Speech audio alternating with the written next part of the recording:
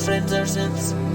I wasn't feeling particularly inspired to make any new music last night, but it was the weekend and I felt bad about wasting the time, and so I thought I should kind of tidy up some of the chaos that has become my studio, since even for me it was getting a bit too much, a bit too out of hand.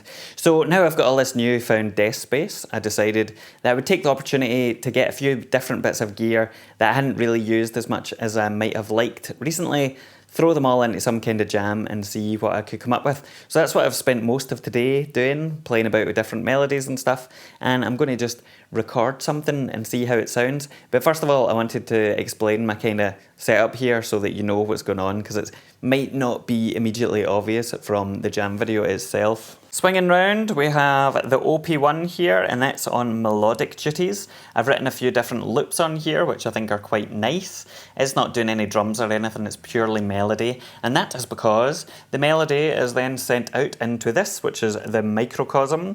If you're not familiar with the microcosm, it provides all sorts of nice ambience and delays and reverbs and stuff like that.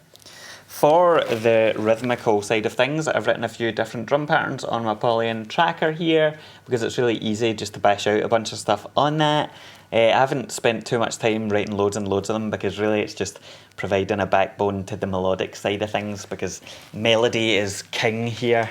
Now finally, I have some Eurorack in here. It's just a basic kind of bass line really, and it's been provided by the braids module, or the micro braids module to be exact, and all of that runs into this, which is the Boss BX80. It's an 8-channel stereo mixer, and the reason I'm using this one in particular is because when you really drive it, it gives a nice chunky sound to the drums in particular.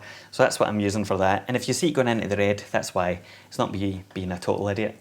Oh, the other thing is, on the effects send return loop on this, I also have a kind of bit crusher up here, which is a dope for thing, and I'm using that just to give some added crunch to the drums when I need it.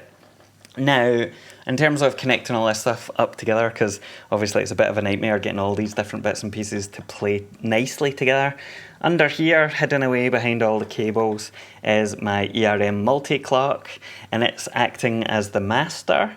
It sends out the clock to various bits and pieces, including, of course, the Polyend tracker, and via the shuttle control and shuttle mate modules here, it also sends the clock out into my modular, and then also into this.